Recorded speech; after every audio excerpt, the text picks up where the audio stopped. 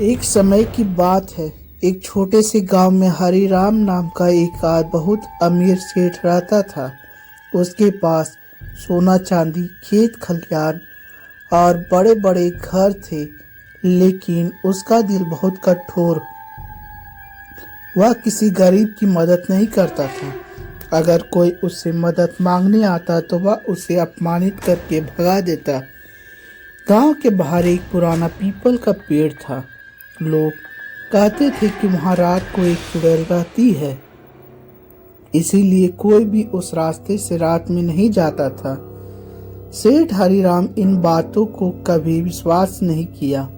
वह खुद को बहुत चालाक और समझदार मानता था। एक रात सेठ अपने काम से दूसरे गांव लौट रहा था।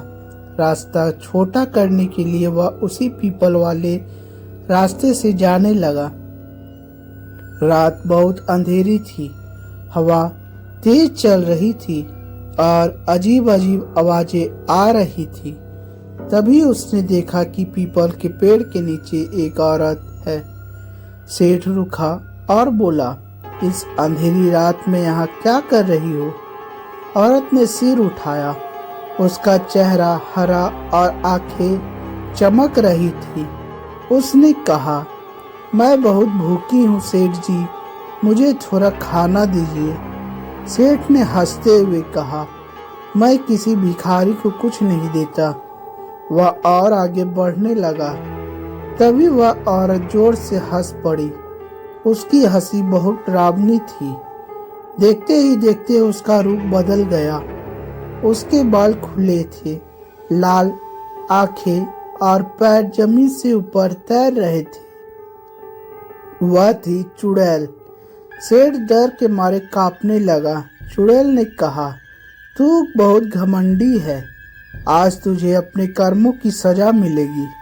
सेठ ने रोते हुए हाथ जोड़ लिए, मुझे माफ कर दो, मैं अपनी सारी दौलत दे दूंगा।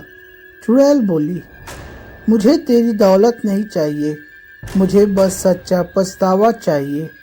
चुड़ैल ने सेठ को एक सबक सिखाने के लिए उसे गरीब का रूप दे दिया। अब सेठ हरिराम गांव-गांव भटकने लगा।